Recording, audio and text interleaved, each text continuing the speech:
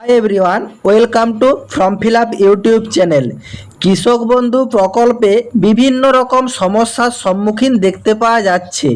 আমাদের যে সরকারি আধিকারিক আছে তারা বিভিন্ন রকম সমস্যা দেখতে পাচ্ছে কৃষক বন্ধু সংক্রান্ত। এখানে একটি ব্যক্তির নামে জমি আছে, সেই জমির টাকা বিভিন্ন জন পাচ্ছে। অনেকে এরকম আছে যে তোমার চাষবাস করে না, তাও কৃষক বন্ধু সরকারের টাকা পাচ্ছে। এই রকম বিভিন্ন রকম সমস্যার সম্মুখীন এখন কৃষক বন্ধু প্রকল্প। এটাতে চাষিদের কোনোরূপ দোষ বা ভুলভ্রান্তি নেই। কৃষক বন্ধু প্রকল্পে ঠিকঠাকভাবে কোনো নিয়মকানুন নেই। যেমন পিএম কিষানে একটা রুল রেগুলেশন আছে যে সেই ম্যাচ করলে তোমরা টাকা পাবে, নতুবা পাবে না, কিন্তু কৃষক বন্ধুর ক্ষেত্রে সেরকম কিছু রুল রেগুলেশন নেই। তো সেই সমস্যাটাই চোখে পড়েছে কৃষক বন্ধুর আধিকারিকের চোখে, এবং সেই রিগার্ডিং আজকের এই তথ্য কি জানানো হয়েছে সেই তথ্যতে সেটি ডিটেলসে আলোচনা করব তোমাদের সাথে। তাই তোমরা ভিডিওটি স্কিপ না করে শেষ পর্যন্ত দেখবে, এবং তোমাদের যতগুলো হোয়াটসঅ্যাপ গ্রুপ আছে প্রতিটি গ্রুপে ভিডিওটি বেশি বেশি করে শেয়ার করো। যারা এখনও চ্যানেলে নতুন, এই রকম ইনফরমেটিভ ভিডিও সবার আগে দেখার জন্য ফর্ম ফিল আপ ইউটিউব চ্যানেলটি সাবস্ক্রাইব করে সাথে থেকো, এবং ভিডিওটি ইনফরমেটিভ মনে হলে একটি লাইক দিয়ে যেও। অ্যাট ফার্স্ট জেনে নাও যে একটা আর্টিকেল প্রকাশ করা হয়েছে একটা পত্রিকাতে, আর্টিকেলটাতে কি বলা হয়েছে, তারপরে এই ব্যাপারটা ডিটেলসে তোমাদের সামনে আলোচনা করব। কৃষক বন্ধু প্রকল্পে সরকারি টাকা হাতানোর ঢাল বানিয়েছে অনেকেই, নিয়মের গেরোয় সেই অসাধু ব্যক্তির অ্যাকাউন্টেও ঢুকে যাচ্ছে কৃষক বন্ধুর টাকা। দেখা যাচ্ছে একই জমিকে একাধিক শরীফের মধ্যে ভাগ করে কৃষক বন্ধু প্রকল্পের জন্য আবেদন করা হচ্ছে। দেখো, এই পয়েন্টটা একটা ভ্যালিড পয়েন্ট। ধরো একটা ব্যক্তির নামে জমি আছে, সেই জমিটা ধরো একটা ব্যক্তির নামে 10 বিঘা জমি আছে, সে তার পরিবারের 5 জনকে 1 বিঘা করে ভাগ করে দিল, এবং তারাও সবাই কিন্তু কৃষক বন্ধুর জন্য আবেদন করলো এবং সবাই টাকাটা পাচ্ছে। এর ভিতর হয়তো বাড়ির যারা মহিলা থাকছে বা কিছু 18 বছর ঊর্ধ্বে যে ব্যক্তি থাকছে তারা কিন্তু চাষবাস করে না, তাও কিন্তু তারা কৃষক বন্ধুর টাকা পায়। পুরো আর্টিকেলটা পড়ো, তাহলে তোমরা ডিটেলসে বুঝতে পারবে।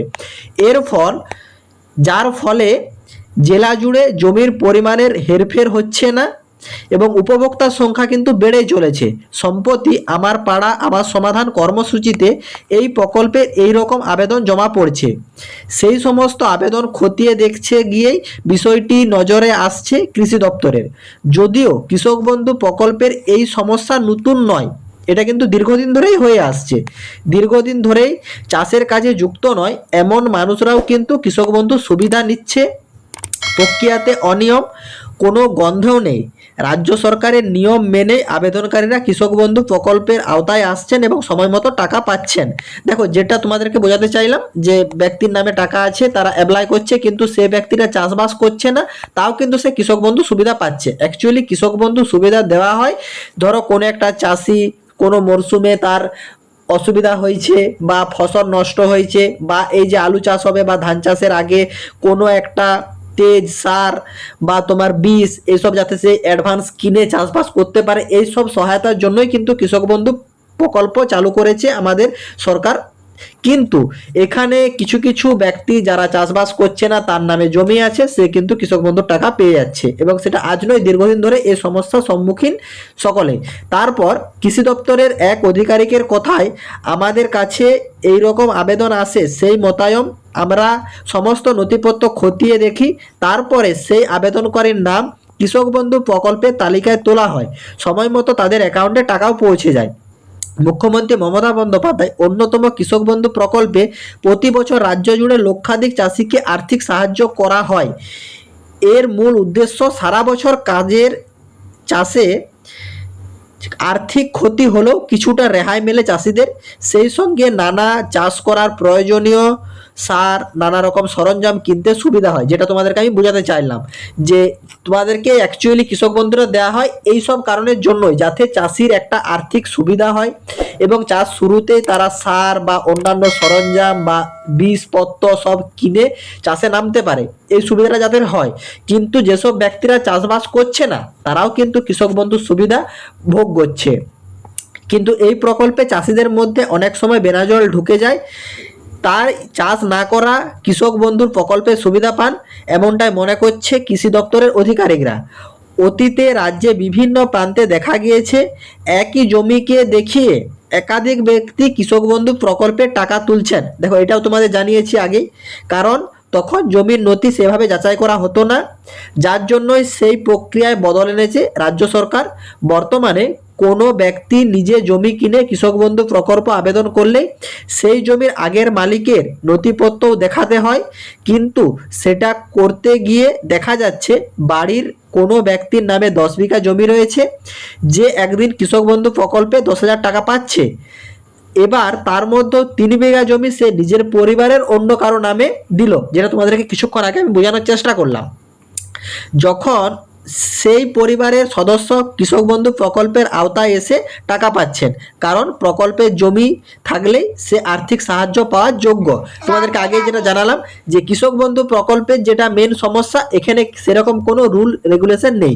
পিএম কিষানে যেমন একটা উল্লেখ আছে 2018 সালের আগে তোমার যদি রেকর্ড থাকে তাহলে কিন্তু তুমি পিএম কিষানের জন্য অ্যাপ্লিকেবল, কিন্তু কৃষক বন্ধুর ক্ষেত্রে সেরকম কোনো নেই। তোমার নামে জমি থাকলেই, রেকর্ড থাকলেই তুমি কিন্তু অ্যাপ্লাই করতে পারবে। আধার কার্ড, ভোটার কার্ড এবং তোমার যে ব্যাংকের অ্যাকাউন্ট, এই ডিটেলস দিলেই তুমি কিন্তু অ্যাপ্লিকেবল। কিন্তু এটা তো তোমার যাদের পুরনো জমি ছিল, সে তার জমি অন্য কাউকে দিয়েছে, তার নামেও নতুন রেকর্ড বার করা হয়ে গেছে, সেও কিন্তু অ্যাপ্লিকেবল। কিন্তু পিএম কিষানের ক্ষেত্রে তার রুলটা অন্যরকম। ঠিক এইরকমই একটা পরিবর্তন আনতে চলেছে পিএম কিষানের মতনই তোমাদের কৃষক বন্ধু প্রকল্পেও, এটি কিন্তু জানানো হয়েছে। দেখো, এখানে জানিয়ে দিয়েছে কৃষি দপ্তর সূত্রে খবর, এই প্রকল্পে বছরে একজন চাষিকে সর্বনিম্ন 4,000, সর্বোচ্চ 10,000 টাকা পর্যন্ত আর্থিক সহায়তা দেওয়া হয়। খরিফ এবং রবি দুইটি মরশুমেই 2টি কিস্তিতে টাকা ব্যাংক অ্যাকাউন্টে পৌঁছে যায়।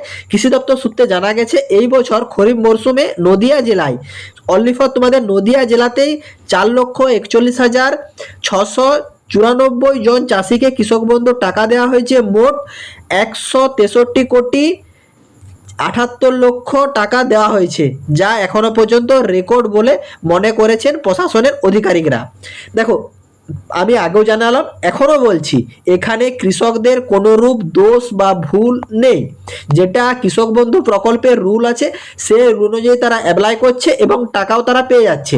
এখন আধিকারিকরা, এটা তাদের চোখে পড়েছে কৃষি আধিকারিকদের, যে এই প্রসেসিংয়ে করলে সরকারের যে টাকা, এটা কিন্তু মানে যারা যারা চাষ করছে না বা চাষের আওতাতে নেই তারাও টাকা পেয়ে যাচ্ছে, বা একটা জমিকে দেখিয়ে বিভিন্ন রকম চাষিরা তার যে মুনাফা, সেই মুনাফা অর্জন করে নিচ্ছে। তো এই সবে একটা পরিবর্তন আনার একটা সিদ্ধান্ত নিয়েছে প্রশাসনিক আধিকারিকরা। তো আপনাদের কি মতামত, যে এটা চেঞ্জ করাটা কি জরুরি, না যেটা আছে এটাই ঠিক প্রসেস? আপনাদের মতামত আপনারা জানিয়ে যান। এবং প্রশাসনিক আধিকারিকরা একটা সিদ্ধান্ত নিতে চলেছে এবং সেটা খুব জলদি একটা যে অফিসিয়ালিভাবে তার আপডেটও দেওয়া হবে। তো আপনাদের মতামতটা আপনারা জানিয়ে যান। বাকি তো প্রশাসনিক আধিকারিকরা তাদের মতন সিদ্ধান্ত নেবে। আশা করি তোমরা যে সমস্যাটা হচ্ছে, সমস্যাটা সম্পূর্ণ বুঝতে পেরেছো। কারো যদি এটার ব্যাপারে কোনো কিছু জানার থাকে বা জানানোর থাকে, কমেন্ট বক্সে কমেন্ট করো, তোমাদেরকে রিপ্লাই দেওয়া হবে। এবং যারা এখনও চ্যানেলে নতুন, এরকম লেটেস্ট এবং জেনুইন আপডেট সবার আগে দেখার জন্য ফর্ম ফিল আপ ইউটিউব চ্যানেলটি সাবস্ক্রাইব করে সাথে থেকো। টাটা।